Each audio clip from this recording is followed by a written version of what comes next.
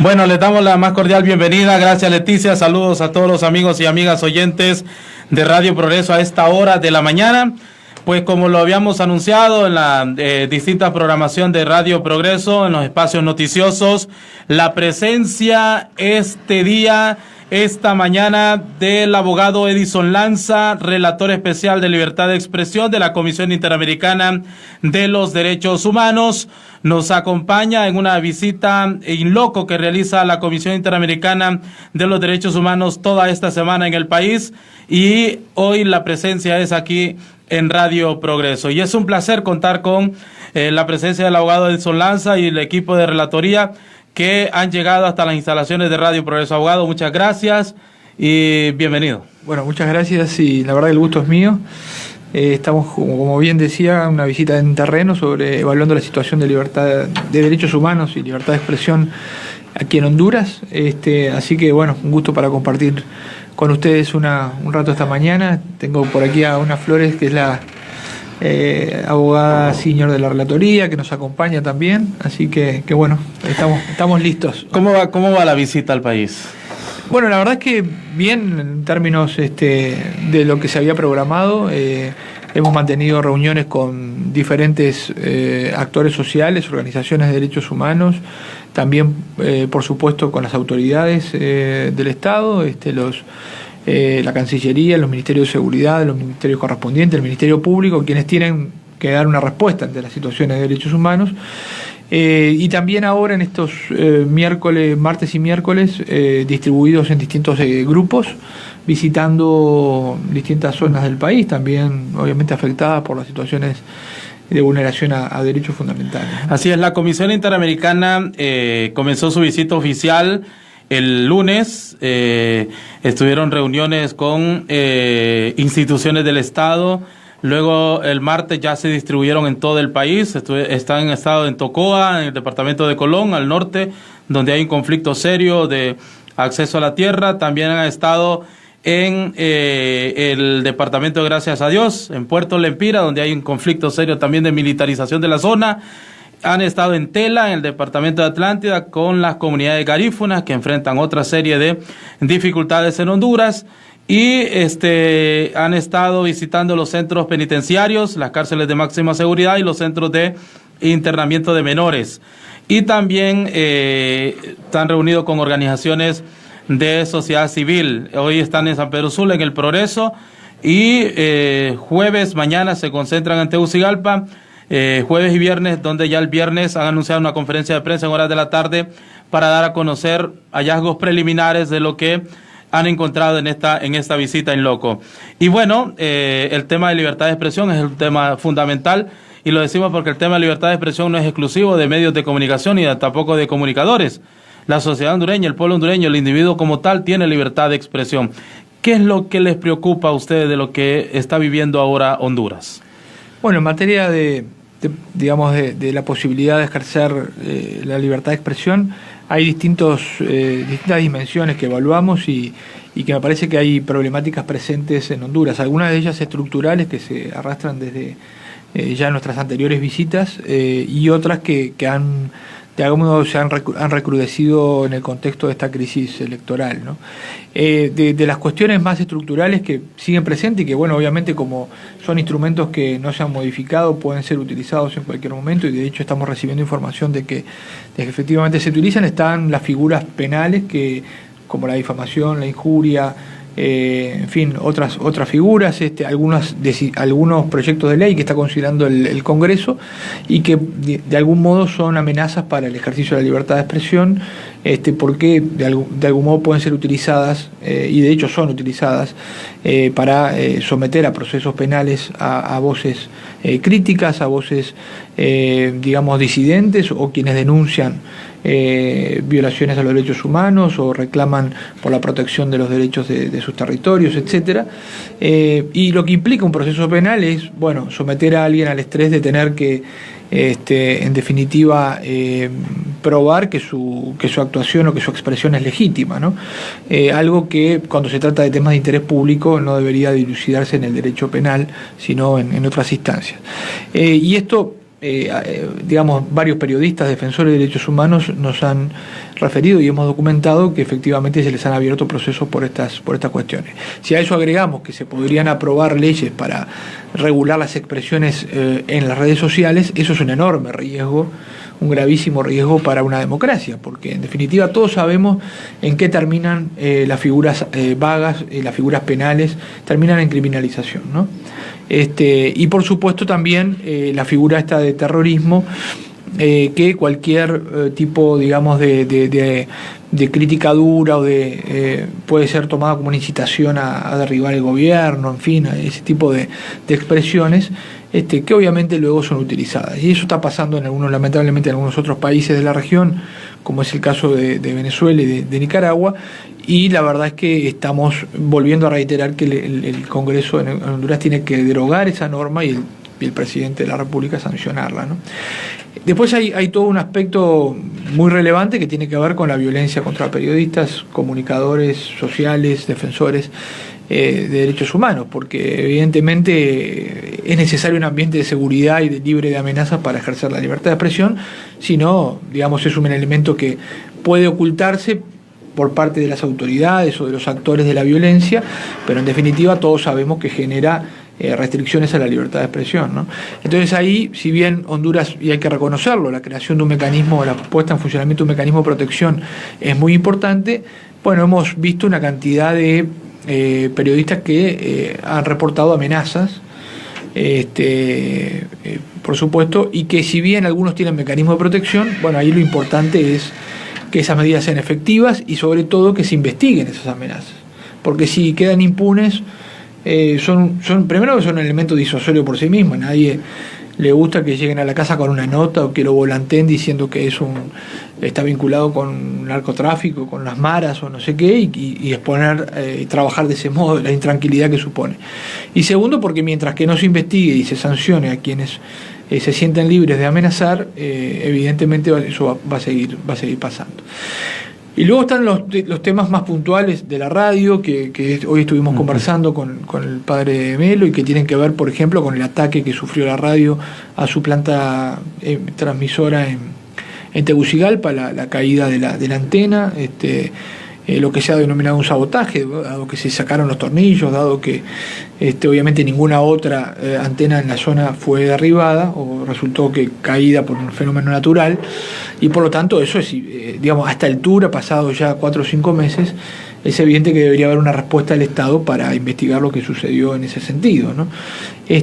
Así que eso también obviamente nos preocupa, sin perjuicio de otros temas que tampoco son menores, como la estigmatización por parte de autoridades o de dirigentes, en fin, políticos y demás, porque bueno, todos sabemos y lo hemos documentado en muchos casos, ese tipo de generalización en la radio, los periodistas de la radio o los periodistas de tal lugar, sea del lugar que sea, ¿no? Porque esto quiero ser muy claro, también hay periodistas de medios tradicionales que nos han manifestado su preocupación porque reciben también amenazas o estigmatización de ese tipo, pero los periodistas, sean de la línea editorial que sean, bueno, en general realizan su trabajo, ¿no? Es decir, que es reportar desde su punto de vista, de su óptica, las cuestiones que son de interés público. Ahora, si por esa razón dirigentes, autoridades, etcétera, los van a acusar de una cosa o de la otra, de epítetos tales como no quieren el desarrollo, son unos enemigos de la patria o malos patriotas,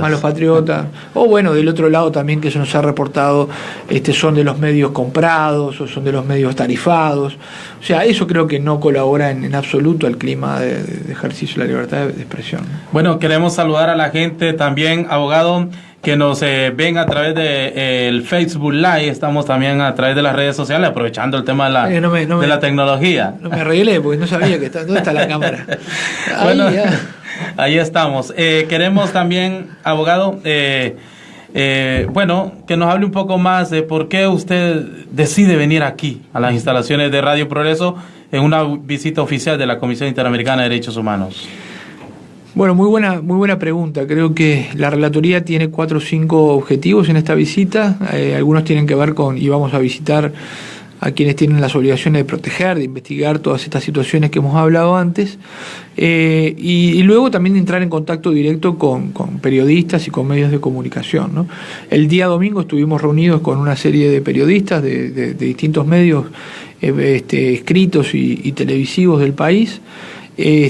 También muy buena reunión, pero nos parecía también que había que salir de Tegucigalpa en primer lugar y en segundo lugar tomar contacto con autoridades, con una radio, digamos, que tiene un papel tan importante y que ha estado bajo amenaza, ¿no? Ha estado bajo riesgo.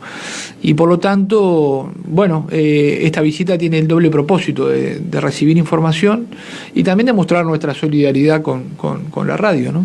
Claramente, y con el padre Melo, porque en definitiva creo que la radio cumple un papel muy importante en Honduras, ¿no? Más allá de digamos, de líneas editoriales y demás, me parece que la diversidad y el pluralismo de enfoques en una democracia son esenciales, ¿no? Y ese es el papel que juega, ese papel alternativo que juega Radio Progreso, y por lo tanto no vemos de ninguna manera bien que haya ataques, sabotajes o amenazas y que esto no se resuelva.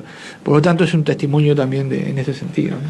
Bien, y para cerrar esta entrevista, que es breve porque tiene otras reuniones ya están programadas, y justamente aquí en Radio Progreso, bueno, el viernes van a dar un informe así general de lo que han visto, y ya luego vendrá otro informe de esta visita in loco que están realizando al país. Pero, ¿qué sensaciones le va generando lo que ahora usted ha visto y de lo que se va enterando de lo que está pasando en Honduras?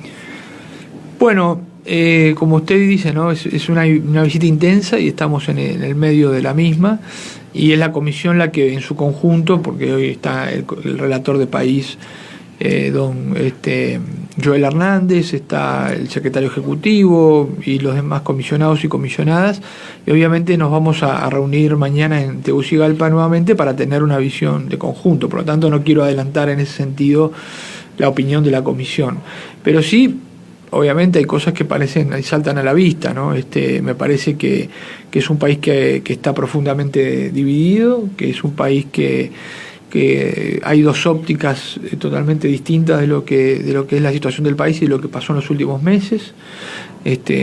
Para unos es un país que está espectacular, creciendo, desarrollándose, y para otros es un país que tiene una crisis institucional, democrática y de garantías institucionales grave.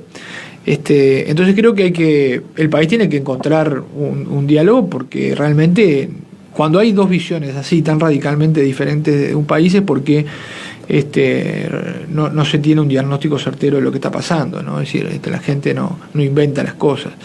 Y por otro lado, creo que el tema de la represión que hubo a partir de las protestas y manifestaciones, en fin, por lo que mucha gente consideró una elección ilegítima,